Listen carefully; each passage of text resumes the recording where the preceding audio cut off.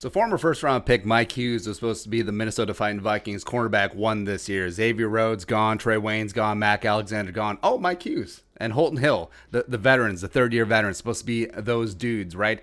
But with Hughes, bad play combined now with re-injuring his broken friggin' neck, he could miss significant time. So it's kind of fair to ask, is the former first-round pick Mike Hughes a bust? Now, this one hurts because I'm a big Mike Hughes fan. You could almost say a Mike Hughes apologist. The dude is extremely talented, but the cookie has just not crumbled the right way for Mike Hughes. Now, before we start, we have to define what a bust is. So, for me, to be a bust, you have to be a first-round pick. That's why I didn't get it's like a lot of people when Dalvin's dealing with injuries. Well, he's a bust. He's a second-round pick. What, yeah, bust a seventh-round pick? You have to draw a line somewhere, so for me, it is a first-round pick. Generally, it should be a high first-round pick, but, you know, we're splitting hairs there. Also, there is a separation between injury busts and bust. So Ryan Leaf was a bust. Now, RG3, people do say that he's a bust, former number 2 overall pick, but people forget 2012 RG3 when he was healthy was a bad man. He was a dude before injuries eventually gave way because Mike Shanahan's an idiot, gave way, and then Kirk Cousins took over in a palace coup in Washington, right? But I would classify RG3, even though he's still in the league, by the way, he lasted longer than Andrew Luck, as an injury bust, right? So with Hughes, had the ACL as a rookie pretty early on in his season, as well as last year he finished with a broken friggin' neck. He's trending towards an injury bust, so we'll be honest there. But Mike Hughes, we came in 2018 as a rookie. Then everyone and their mom is like, could have had Will Hernandez, could have had blah, blah, blah, blah, blah, blah. Even though Hernandez wasn't scheme fit, Austin Corbett would have been. Anyway, but he came in and was dynamite. He lit the world on fire. It was phenomenal in camp. We've talked Mike Zimmer is, well, the trope that he doesn't play rookies starting to play out this year, except for, Gladney and Dantzler. People forget that. Cognitive dissonance. But with Hughes, he was very effusive with the praise. Like, he very much talked up Mike Hughes. He was in love with him. And I believe the Vikings said that Hughes was the number 2 corner on their draft board. So getting him at 30, that is a big get. And also remember, he is the one who earned, was not given, earned the starting job over Mac Alexander in the slot to break camp. Because initially 2018, Xavier on the outside, Wayne's on the outside, Mike Hughes on the inside, as well as returning punts. By the way, he's still one of the best punt returns in the league. And also slot cornerback is a really tough position to come into the NFL from college, because generally college cornerbacks working a lot on the outside. Now they're starting to work more on inside. There's a little bit of specialization, but you come into the slot just because you have agility and just because you're short. And now you have to defend guys like Adam Thielen and Julian Edelman and I'm going to say Michael Thomas. No, Larry Fitzgerald. Now you have to defend them in the middle of the field. You don't have the luxury of a boundary, so you have to defend multiple directions. It's always tough, right? And also, Zimmer's defense is pretty famously tough to pick up on for cornerbacks. You look at how long it took Captain Munderland to buy into the system, but nah. And then he had a pick 6 against Jimmy G week 1. Jimmy basically threw it right to him, but whatever.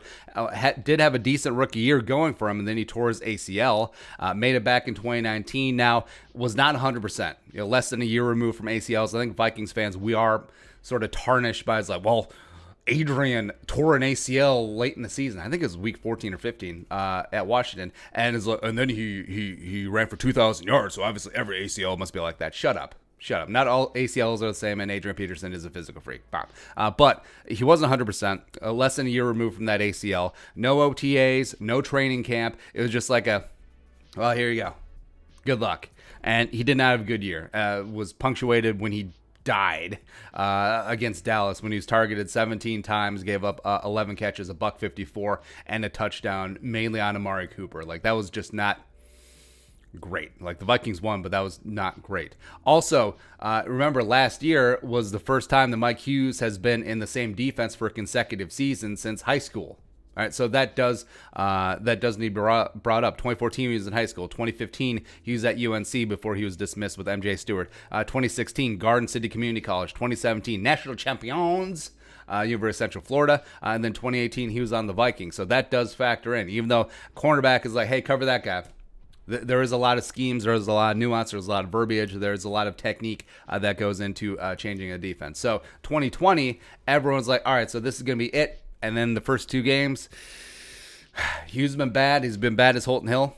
No, but he hasn't been great. And now this neck is cropping up again. And with Bus, they are defined always by who you could have had, right? So hindsight is always 2020. Like instead of Treadwell, the Vikings could have had bitch ass Michael Thomas. Instead of Matt Khalil, the Vikings could have had Stephon Gilmore, who's the best cornerback in the league right now, or Luke Kuechly, who, well, if they get Kuechly, then you don't get Kendricks, and then you just go down the rabbit hole there. But nah, instead of Anthony Barr, the Vikings could have had Aaron Donald, which, I don't know, Zimmer trying to turn Aaron Donald to a linebacker, he'd actually be pretty good. But yeah. And Mike Hughes at 30 in 2018, everyone talks about, well, you could have had Will Hernandez, or you could have had Lamar Jackson, who you remember was taken at 32 when the Ravens traded back in to take him. So couple of pushback on him. So Hernandez is a damn stud. He's looking great with the Giants, blah, blah, blah. But was not a scheme fit, even though I am more of a proponent of, hey, get talented players and then fit your scheme to them, as opposed to trying to fit players into your scheme, but